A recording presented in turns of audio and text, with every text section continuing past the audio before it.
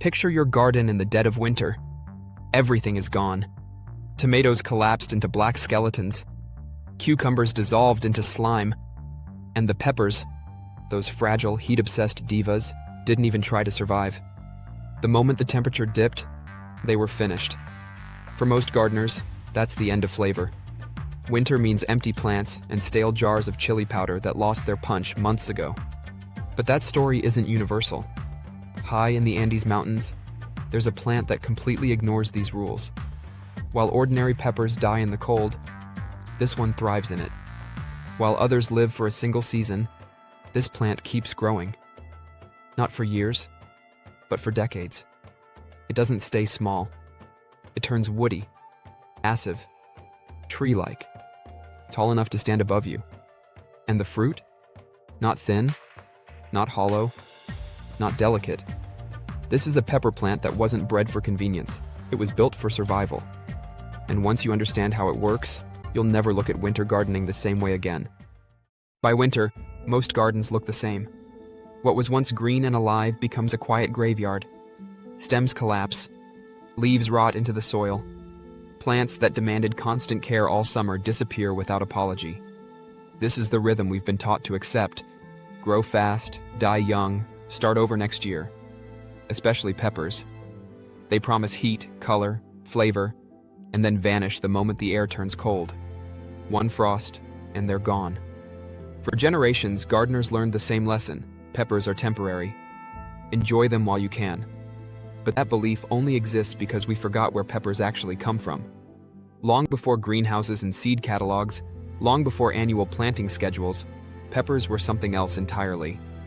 High in the Andes Mountains, the Inca cultivated fire in plant form. Not fragile bushes, but living structures, thick, woody pepper trees that clung to mountainsides where cold nights were normal. These weren't seasonal crops. They were assets. Inca growers didn't replant them every year. They protected them, pruned them, passed them down. Year after year, these plants grew stronger, not weaker. Their trunks hardened, their roots dug deeper. And while frost wiped out lesser plants, these peppers adapted. Cold didn't kill them. It shaped them.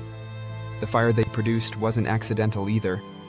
In harsh mountain climates, heat mattered. Spice wasn't just flavor, it was preservation, circulation, survival. These peppers weren't bred for mildness or convenience. They were selected for resilience and intensity, and that knowledge lasted for centuries. Until modern agriculture replaced permanence with profit. Annual peppers became the norm because they were easier to sell, faster to cycle, simpler to control. The winter graveyard wasn't nature's design. It was a consequence of forgetting plants that were never meant to die each year. And hidden behind that loss is a truth most gardeners never hear. Some peppers were never meant to disappear in winter. They were meant to endure it. And the next part of this story explains exactly why most people can't buy them today. So how did a plant like this disappear? Not because it failed, not because it was weak, but because it didn't fit the machine. This is where the story turns dark and practical. Modern agriculture isn't built around resilience. It's built around logistics, around what can be packaged, shipped, stored, standardized, and replaced on schedule. And that's where this plant became a problem. Perennial pepper trees don't behave like products. They don't grow on a timetable. They don't die when expected. They don't need to be replanted every spring. And worst of all, from an industrial point of view, they don't create repeat customers. Annual peppers are perfect for the system. They germinate fast. They fruit quickly. They die on cue. That death forces you back into the store, back into the catalog, back into the cycle. One season ends, another purchase begins. But a pepper that lasts for decades? That breaks the model. There's another issue: shipping. These plants aren't designed to be started from cheap, uniform seed packets. Their most valuable traits don't reproduce cleanly. They require cuttings, living material, care, time. That makes them expensive to move, difficult to scale, and impossible to stock on shelves by the millions. And then there's space.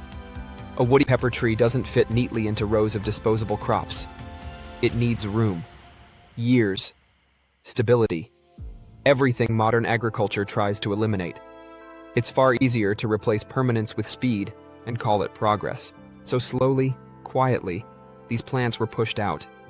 Not banned, not outlawed, just ignored. Seed catalogs stopped listing them. Research funding went elsewhere.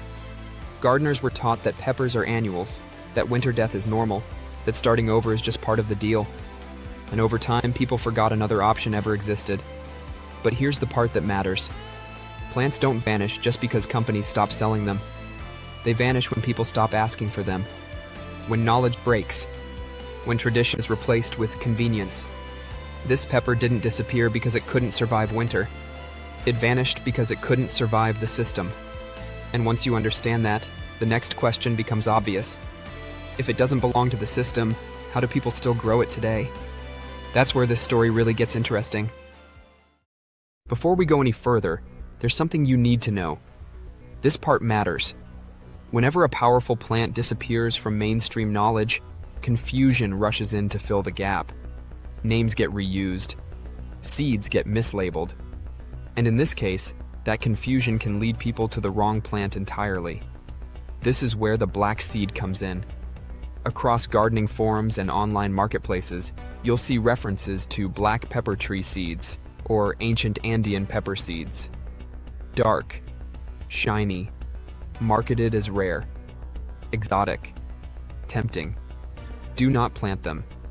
These black seeds are not the cold, hardy, long-living pepper tree we've been talking about. They belong to a completely different species, one that grows fast, dies young, and lacks the resilience you're looking for. Here's the danger. To an untrained eye, seedlings can look similar in the early stages.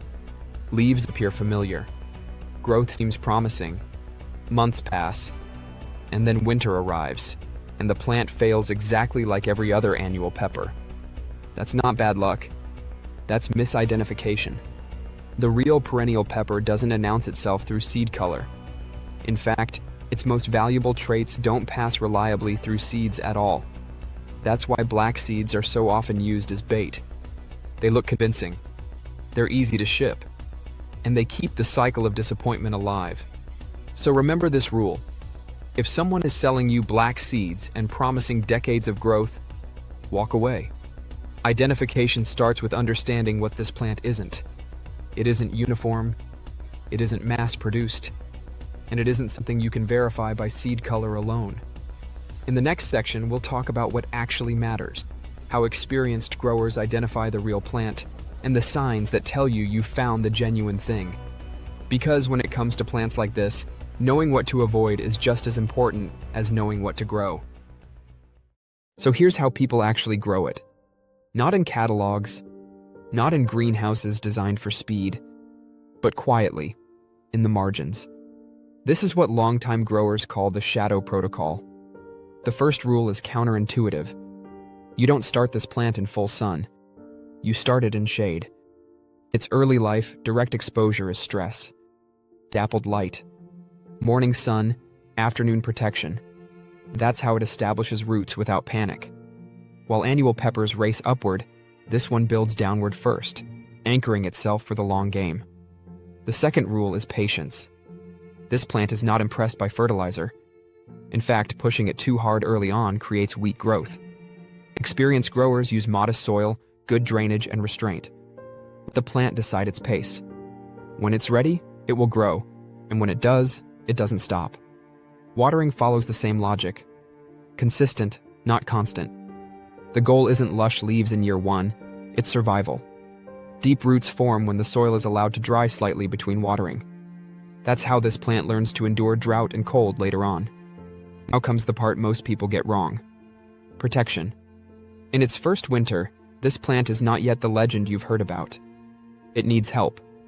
Mulch the base heavily. Block wind. Treat it like a young tree, not a vegetable. Cold is a teacher, but only if the plant lives long enough to learn. By year 2, everything changes. Stems thicken. Wood forms. Growth shifts upward. The plant begins to behave differently, less fragile, more deliberate. From this point on, pruning becomes strategic. You don't cut for size. You cut for strength. Remove weak side shoots. Encourage a central structure. What you're building isn't yield, it's architecture. Harvesting follows one rule: never panic. Take fruit slowly.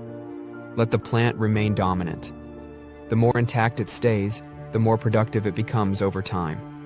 This is the opposite of annual thinking. And here's the final rule, the one that matters most. Don't tell everyone. Plants like this survive because they're cared for, not exploited. Passed quietly between growers who understand patience, restraint, and legacy. This isn't about hacking nature. It's about partnering with it. Grow it in the shadows. Protect it early. Let time do the rest. Because once it's established, it no longer needs permission to survive. It becomes permanent. And that's the real protocol.